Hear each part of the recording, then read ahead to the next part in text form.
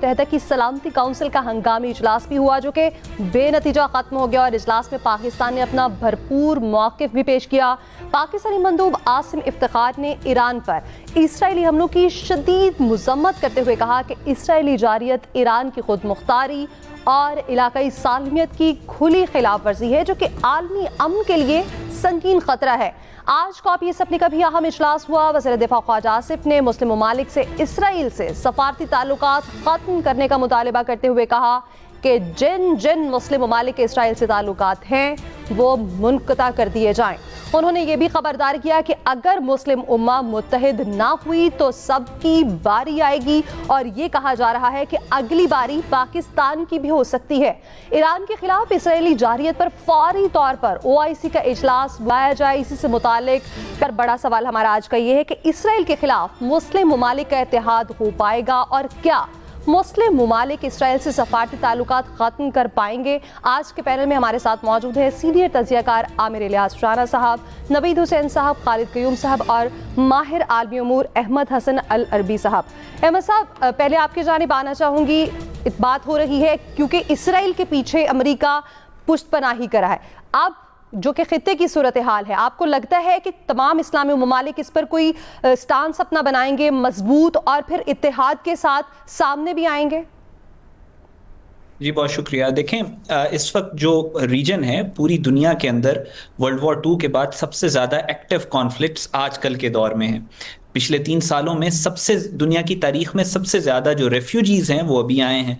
पूरी दुनिया में इस वक्त सबसे ज़्यादा एक्टिव वॉर थिएटर्स जैसे रशिया यूक्रेन है, पाकिस्तान इंडिया है, चाइना ताइवान है, इसराइल गाज़ा है और इसराइल ईरान है अब, और यूरोप के अंदर जो रिफ्ट है, पॉलिटिकल टर्मोइल है, पूरी दुनिया के अंदर एक्टिव वॉर थिएटर्स भी अभी सबसे ज़्यादा हैं। इस बारे में एक फिलोसोफर गुजरे हैं सैमुअल पी हंटिंगटन, उन्होंने 1992 में बहुत क्लियर कहा था कि अब दुनिया में हक और बातिल के दरमियान में एक बहुत बड़ी बैटल होने वाली है, और एक तरफ एग्रेसर्स होंगे और एक तरफ वो लोग होंगे जो ह्यूमैनिटी की वैल्यूज को सपोर्ट करेंगे, और उनके दरमियान में फर्क बहुत वाजे हो जाएगा आने वाले चंद सालों में। अभी आप जो देख रही हैं, अभी भी आप एग्जैक्टली एक सेम सिनेरियो देख रहे हैं। पूरी दुनिया में जो एग्रेसर्स हैं वो आपको इकट्ठे होते हुए नजर आएंगे। आप देखें, इसराइल एग्रेशन कर रहे हैं, दूसरी तरफ इंडिया एग्रेशन कर रहे हैं, और आप देख रहे हैं इनका आपस में स्ट्रेटेजिक अलायंस है।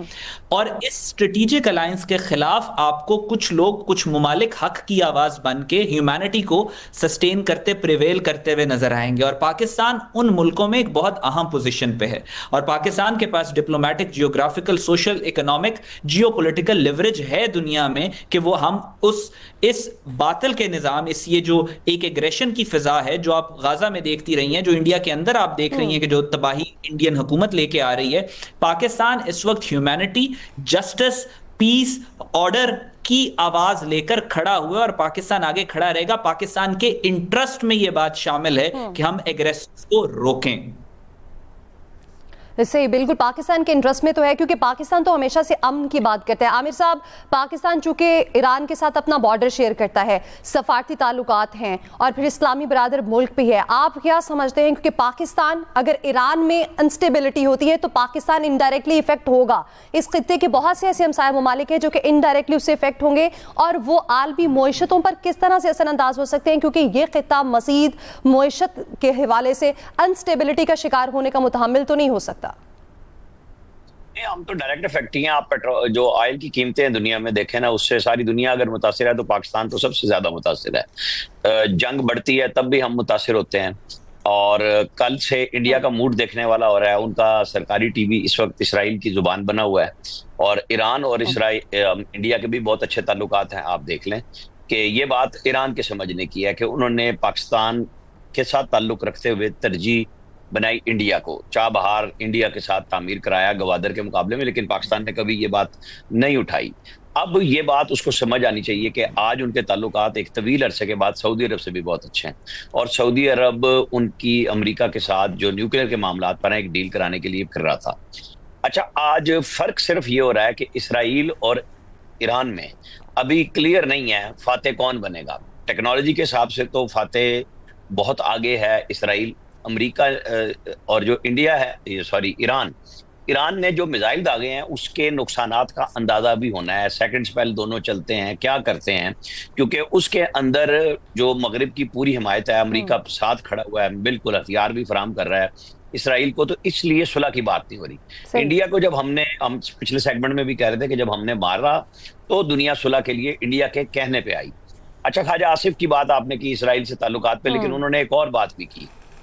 ये आज के तनाजुर में चूंकि उनकी तकरीर थी, उन्होंने कहा कि जी उस वक्त के आर्मी चीफ और वजीर आजम की कमजोरी थी जब अभिनंदन को 24 घंटे के अंदर वापस किया। आप बिल्कुल दुरुस्त बात है, हमें भी उस वक्त जनरल आसिफ गफूर साहब यही ब्रीफिंग दे रहे थे कि हम डी एस्केलेशन चाहते हैं, और एक्चुअली मैसेज वही था जो जनरल बाजवा खुद, मैं तो उस मीटिंग में नहीं था, लेकिन बहुत सारे साथी थे जिनमें वो कहते थे कि हमारे पास तो लड़ने के लिए कैपेसिटी नहीं है, ऑयल नहीं है, फलाना नहीं है, ढिमकाना नहीं है। लेकिन देखें वही पाकिस्तान है, इंडिया को मार गिराया है और बिल्कुल तैयार बैठे हैं। मैं रात भी पाकिस्तान के चंद आला तरीन हुकाम से राब्ते में रहा कि क्या इस वक्त जब इसराइल और इंडिया लगे हुए हैं, इसराइल और ईरान में लगे हुए हैं और ईरान के मिसाइल जा रहे हैं, क्या इंडिया सोच सकता है पाकिस्तान के ऊपर हमला करने की, कि एक और एंगेजमेंट बना ली जाए? ह्यूमिलेशन तो उनको बहुत हुई, उन्होंने कहा वो सोच भी नहीं सकता। अभी हमारी तैयारियां भी भरपूर हैं और इंडिया को बात समझ आ रही है। यहाँ पे भी जब तक क्लियर नहीं होता कि या तो खुद इसराइल के अंदर ऐसी ऐसी इंस्टॉलेशन और इलाकों को तबाह कर दिया जाए जिससे इसराइल में दबाव में आए, तो कोई बातचीत का इम्कान अमेरिका की तरफ से आ सकता है। दूसरा वो हो सकता है जैसे सऊदी अरब, पाकिस्तान जो ईरान के हमायती हैं, हम खुल के बात कर रहे हैं, यूएन सिक्योरिटी काउंसिल के अंदर भी वो हमारा शुक्रिया भी कर रहे हैं, तो हम इतनी मौसर आवाज बन जाए कि बातचीत करके इस लड़ाई को बंद कराया जाए। पहला मरला ये पूरी दुनिया के मफाद में, अपने अपने मफादात मुल्कों के तो होते ही हैं, लेकिन ये लड़ाई बढ़नी नहीं चाहिए। जो ताल्लुकात की बात है, हमारे इसराइल के साथ है नहीं ताल्लुकात, और चंद अरब ममालिक के मुसलमान मुल्कों में से टर्की है और ये कतर है, यूएई के अभी हुए हैं, तो हम इस पोजीशन में नहीं है, हम अपनी राय दे सकते हैं। लेकिन जो इस वक्त असल पोजीशन बनती है ओआईसी के साथ मिलके कि इस लड़ाई को, जंग को खत्म कराया जाए और एक आवाज बन के अमेरिका और यूरोप के साथ बात की जाए कि नहीं, ये अब फर्दर एस्केलेशन जो है वो नुकसान में होगी और बिल्कुल फर्दर बातचीत की तरफ ही जाना चाहिए। खालिद साहब, आप क्या कहेंगे, क्या मुस्लिम उम्मा का इत्तेहाद हो पाएगा? क्या नजर आता है आपको कि मुस्लिम ममालिक जितने भी हैं वो सफारती तौर पर इतने मजबूत हैं कि वो सामने आएंगे और एक अपना स्टांस रखेंगे? देखिए, पहली बात तो ये है कि ओआईसी का प्लेटफॉर्म जो है वो हमें उस तरह मुतहरक दिखाई नहीं दे रहा जिस तरह फौरी तौर पर जो है ओआईसी का इजलास जो है वो बुलाया जाना चाहिए था। और पाकिस्तान की तरफ से भी इस हवाले से जो है वो मुतालबा जो है वो सामने आ रहा है कि मुस्लिम उम्मा को जो है इसमें जंग बंदी के लिए अपना किरदार अदा करना चाहिए। लेकिन सवाल ये पैदा होता है कि आया ओआईसी मुस्लिम ममालिक जो हैं इस प्लेटफॉर्म से क्या कोई मुतहरक और फाल रोल अदा कर सकते हैं? इस हवाले से जो है कोई वाज़े उम्मीद उस तरह नज़र नहीं आती, क्योंकि ओआईसी तो अपनी तमाम तर कोशिशों के बावजूद, तमाम तर अजलास और मीटिंग्स के बावजूद इस प्लेटफॉर्म से तो गज़ा के अंदर जंग बंदी जो है वो नहीं हो सकी। तो ये तो अब इसराइल ने अपनी गज़ा से पहले अपनी पहली तरजीह जो है वो अब ईरान पर हमलों को करार दे दिया है। तो ईरान के साथ जो है एक बड़ी जंग है इसराइल के लिए, तो उसमें किस तरह किरदार अदा करते हैं, इस वक्त मैं समझता हूँ कि एक दबाव है कि ओआईसी को, मुस्लिम ममालिक को अपना किरदार अदा करना चाहिए। लेकिन देखना यह है कि इसमें कोई पेशरफ्त अमलन हो सकती है कि नहीं। लेकिन एक बात ज़रूर है कि इस जंग से सबसे ज़्यादा जो मुतासर होंगे वो ईरान के अलावा भी मुस्लिम ममालिक होंगे और ख़ास तौर पर पूरा गल्फ़ होगा।